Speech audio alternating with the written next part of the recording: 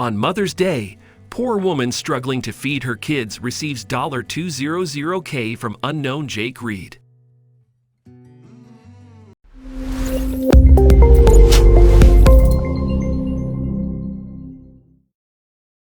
But before we start, please take a moment to give this video a like, subscribe to Happy World, and hit the bell so you'll never miss these great stories.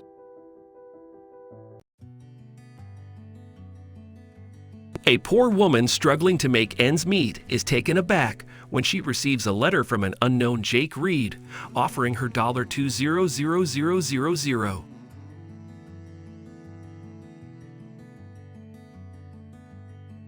Callie McCall was forced to step in as the family's breadwinner after her husband, Harry, died of a heart attack while she was pregnant with twins, Bill and Sam. Before the twins, Callie and Harry had two other kids, Peter and Christian, who were 4 and 6 years old when Harry died. Harry and Callie lived in a little town in the countryside and ran a small farm to feed their children. After Henry passed away, there was one lesser hand at work, but more mouths to feed. Unfortunately, Callie's work alone was insufficient to keep them afloat. In fact, they had so little money that they couldn't even buy enough groceries sometimes.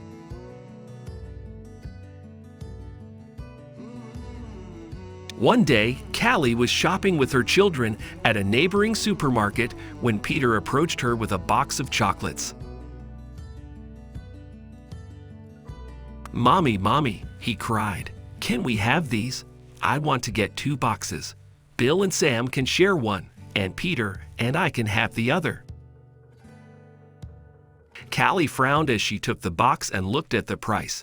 "Honey," she said, "your baby brothers are too young to eat these. Besides, these chocolates are expensive, and Mommy can't afford them. I love these chocolates as well. They are my favorites. But let's get them for you next time," she sighed, returning the box to the shelf. But Peter was adamant that he wouldn't leave until he got the chocolates. "No, Mommy," he said and started to cry. "I want the chocolates. I want them." Christian, who was assisting Callie with Sam and Bill's stroller, explained to Peter that he would get the chocolates for him and not to bother Callie. "I'll get it for you, Peter. I promise. Mommy is not buying these because if we get them later, we can get another box free. We will have more chocolates then. We shouldn't bother Mommy this way, okay?" he told Peter calmly, and the boy stopped crying. Christian was only 6 years old, but he was far more mature and understanding for his age. He knew how difficult it was for Callie to provide for them, so he pitched in wherever he could, from helping Callie around the house to occasionally lending a hand to her on the farm. At home that day, Christian was very upset that Callie was embarrassed at the store because she couldn't afford to get the chocolates. So he came up with a plan to help her and asked Peter if he wanted to join. Peter adored Christian and always obeyed his older brother, so he agreed immediately. The following evening, instead of going out to play, they decided to go from house to house, doing simple things like helping people carry boxes, shining their shoes, or getting them groceries in exchange for as little as a few dollars. One evening, they were passing by the neighborhood cemetery when they saw a luxury car parked right outside it and an older man getting out of the car and walking inside the cemetery. "Peter," Christian whispered to his little brother, "I am sure that man is very rich. Let's go and ask him if we can polish his shoes. We can get more money to help Mommy." When they arrived at the cemetery, they noticed the man was kneeling over a tombstone and praying. When the man finished and stood up to leave, Christian and Peter rushed up to him. "Excuse me, mister," Christian said. "Can we clean your shoes for you? We will only charge you $5 for it." The man turned around and he looked at the children surprised. "Clean my shoes. But why?" "We do it for everyone in our neighborhood. We are the best shoe cleaners you'll ever find. Christian said confidently, and the older man laughed. I see. So what's your name? Best Shoe Cleaner? I'm Christian, and this is my brother Peter. We always work together. Hello, Christian and Peter, the older man said with a smile. Do you realize that young boys like you shouldn't be out at this time, especially alone in a cemetery? Do your parents know you're here by yourself? Daddy can't scold us for that, Peter said suddenly. He's with an angel, and Mommy is always busy. We are poor, and she needs to work a lot. Sheh, Peter, Christian said, finger over his lips. I'm sorry, sir. My little brother talks a lot. We just want to help our mother, and we're working to save money so that we can surprise her on Mother's Day. She does a lot for us, and we want to repay her. Will you get your shoes polished, please? If $5 is too much for you, we can do it for $4. That and nothing less. That is the last offer. The man laughed at the boy's innocence. Do you go to school, Christian? No, I help my mother at the farm and at home. We don't have enough money, you see. Okay then, the man took a few dollars from his wallet and handed them to the boy. You should attend school and have a good education. That will be helpful to your mother. And yes, keep this money and use it to buy something for your mother for Mother's Day. My shoes are good. No need to clean them. But that's a lot of money, Christian said. We can't take it like that. Of course you can, he said. That's a reward for you. Now go back home. Your mother will be worried about you.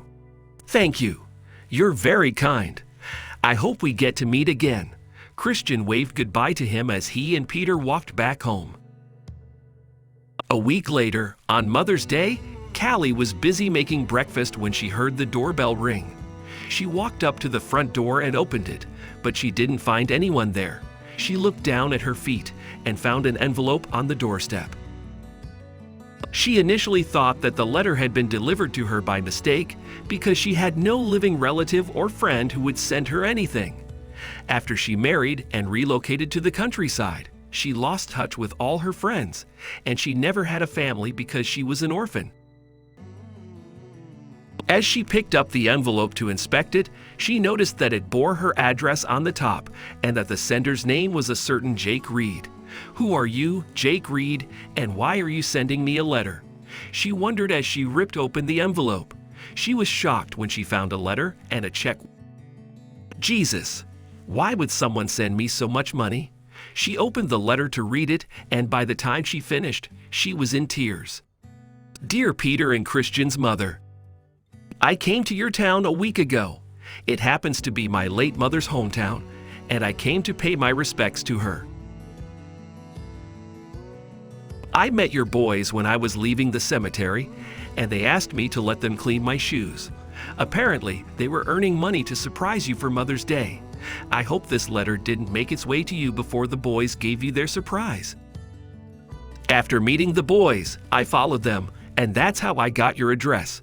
This sum I have sent you is all the money my mother had in her account. After her death, I didn't know what to do with the money. By God's grace, I met your children at my mother's grave, and that's when I knew where the money should go. Your boys are very kind and humble. They deserve to go to a good school and get an education, and I hope they make you proud one day. You are blessed to have such beautiful children. Have a wonderful Mother's Day. Warm regards, Jake Reid. Callie had just completed reading the letter and was in tears when Peter and Christian approached her. Happy Mother's Day, Mommy. We got you something, they said in unison, clutching a box of her favorite chocolates and an envelope. They came to a halt, though, when they saw Callie crying. Callie cried even more when she noticed Christian holding an envelope. Wow, what is that, honey? She asked, crying. It's your gift, Mommy. We got you your favorite chocolates. We also earned a lot of money for you. We made $110. he said proudly, and Callie just threw open her arms around them. My babies, I love you. Mommy loves you. Thank you for being the best sons to me. Because of your good deeds, an angel helped us, and we won't have to struggle anymore. Peter and Christian hugged her back, smiling.